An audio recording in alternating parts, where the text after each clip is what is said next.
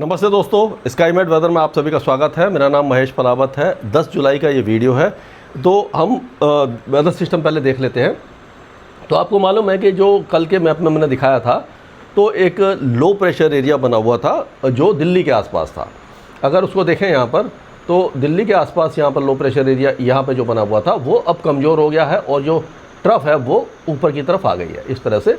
और यहाँ पर भी एक साइक्लोनिक सर्कुलेशन बन गया है उड़ीसा और पश्चिम बंगाल में। तो ये जो ट्रफ है वो नीचे की तरफ यहाँ पर डिप करेगी। और अब क्या होगा कि यहाँ से जो मॉइस्चर है वो इस तरह से यहाँ पर घूमेगा।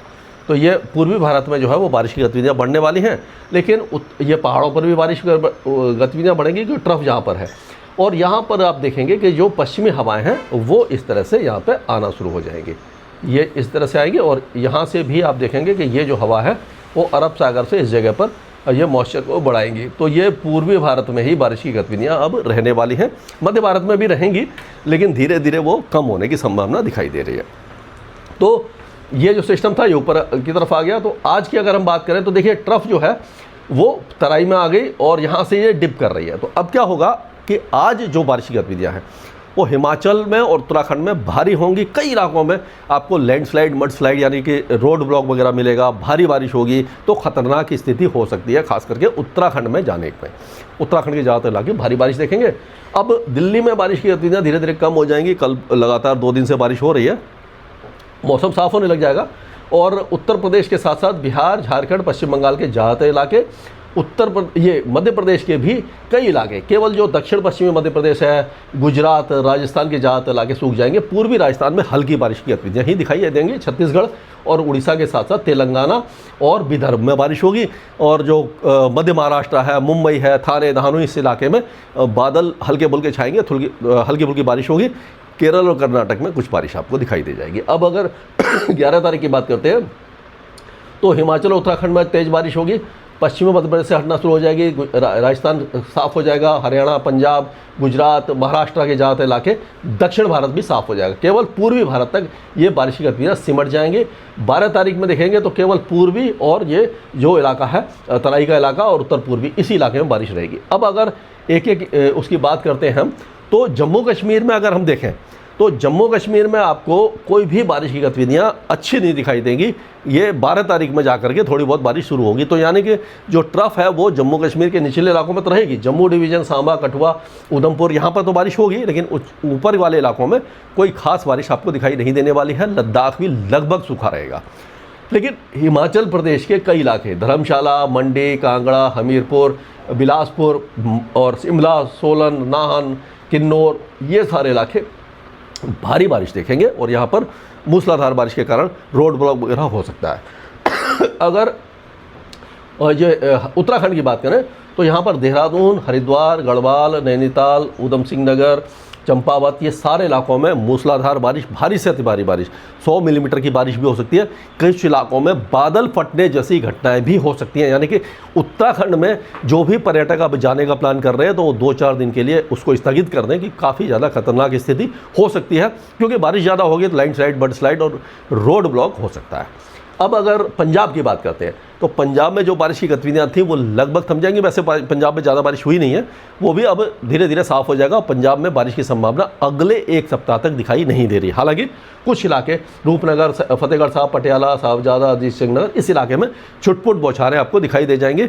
अब यहाँ पर गर्मी बढ़ेगी, उमस बढ़ेगी। हालांकि पश्चिमी हवाएं चलेंगी, उमस थोड़ी कम हो जाएगी, लेकिन टेम्परेचर बढ़ेगी। उसी तरह से आप देखेंगे कि हरियाणा का पूरा इलाका धीरे धीरे सूख जाएगा। और उसी तरह से आज से ही दिल्ली में भी बारिश में काफ़ी ज़्यादा कमी दिखाई देगी। धूप निकलना शुरू हो जाएगी और टेम्परेचर बढ़ना शुरू हो जाएगी।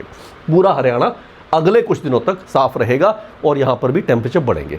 लेकिन उत्तर प्रदेश की अगर हम बात करें तो उत्तर प्रदेश में आज तो बारिश है कई इलाकों में, लेकिन कल से बारिश की गतिविधियाँ आपकी जो शाहजहाँपुर, सीतापुर, लखनऊ, हमीरपुर, महोबा, बांदा, रायबरेली, गोंडा, बस्ती, फैजाबाद, अमेठी, सुल्तानपुर, बस्ती, सिद्धार्थनगर, मऊ, गाजीपुर, बलिया, आजमगढ़, जौनपुर, ये सारे इलाके पूर्वी इलाकों में बारिश सिमट जाएगी। और यहीं पर बारिश होगी। धीरे धीरे पश्चिमी उत्तर प्रदेश में बारिश कम हो जाएगी जब तक मानसून की तरफ नीचे नहीं आएगी, और उसमें कम से कम 4 से 5 दिन का समय लगने वाला है। बिहार में अब झमाझम बारिश रहेगी। अगले कम से कम एक सप्ताह तक बारिश की गतिविधियां यहाँ पर बढ़ने वाली हैं। ज़्यादातर इलाकों में आपको बारिश दिखाई देगी। झारखंड में भी अब बारिश की गतिविधियां अगले 4-5 दिनों तक अच्छी होंगी। काफ़ी दिन से कम हो रही थी, बढ़ जाएगी। मॉडरेट शावर्स होगा, 1-2 हैवी स्पेल हो सकता है। ऊपर वाले पश्चिम बंगाल में भारी बारिश, गंगे पश्चिम बंगाल में आज हल्की बारिश होगी, लेकिन कल से पूरे पश्चिम बंगाल में दार्जिलिंग, कालिम्पोंग, जलपाईगुड़ी से लेकर के मेदिनीपुर, पुरुलिया, हावड़ा, शांति निकेतन, कलकत्ता सारे इलाके बारिश देखेंगे। उत्तर पूर्वी राज्यों में असम, मेघालय, अरुणाचल प्रदेश, नागालैंड, मणिपुर, मिजोरम और त्रिपुरा यहाँ पर मॉडरेट शावर्स और 1-2 हैवी स्पेल होगा। सिक्किम और भूटान में भी अच्छी बारिश की संभावना नजर आ रही है। अब राजस्थान पे चलते हैं। तो राजस्थान में कल से ही बारिश की गतिविधियाँ कम हो गई थी और अब राजस्थान पूरी तरह से सूख जाएगा। हो सकता है अलवर, भरतपुर, दौसा, करौली, सवाई माधोपुर, धौलपुर यहाँ पर छुटपुट बौछारें आज हो जाए, लेकिन उसके बाद अगले एक सप्ताह तक यहाँ पर चांसेज बहुत ज़्यादा कम दिखाई दे रहे हैं। मौसम पूरी तरह साफ हो जाएगा और माफ़ कीजिएगा, गर्मी बढ़ना शुरू हो जाएगी। अब मध्य प्रदेश की बात करें तो नीमच, मंदसौर, अगरमालवा, रतलाम, उज्जैन, इंदौर, धार, झाबुआ, लाजपुर, बड़वानी, खांडवा, देवास, शाजापुर, ये जो इलाके, यहाँ से मौसम साफ होना शुरू हो जाएगा। धीरे धीरे जो वेदर एक्टिविटी है वो पूर्वी मध्य प्रदेश में आ जाएगी। आपका सतना, रीवा, सिद्धि, सिंगरौली, उमरिया, दमोह, अनूपपुर, मांडला, डिंडोरी, बालाघाट, जबलपुर, ये नरसिंहपुर, छिंदवाड़ा, इस इलाके में बारिश बढ़ जाएगी। यहाँ से मौसम साफ होने लग जाएगा, धीरे धीरे पूर्वी इलाके में आएगा। छत्तीसगढ़ में अब बारिश की गतिविधियाँ अगले 3-4 दिनों तक कई इलाकों में, पूरे इलाके में आपको दिखाई देगी। अभी उड़ीसा में जो बारिश है वो अभी दक्षिणी उड़ीसा में है। धीरे धीरे बारिश की गतिविधियाँ उड़ीसा में भी मॉडरेट शावर्स कई दिनों तक, 3-4 दिनों तक रहने वाले हैं, क्योंकि यहाँ पर एक साइक्लोनिक सर्कुलेशन बन गया है और वो अंदर की तरफ आएगा। अब गुजरात देखें तो गुजरात में जो भारी बारिश है, अब पूरी तरह से गुजरात का मौसम भी साफ़ होने वाला है। कहीं कहीं पर दक्षिणी गुजरात में कहीं कहीं पर बहुत हल्की बारिश होगी, लेकिन आप देखेंगे बनसकांता, महेसाना, पाटन, साबरकांता, गांधीनगर, सुरेंद्रनगर, जामनगर, देवभूमि द्वारका, राजकोट, सुरेंद्रनगर, अहमदाबाद, आनंद, खेड़ा, बड़ोदरा, बोटाड, ये सारे इलाके लगभग सूख जाएंगे।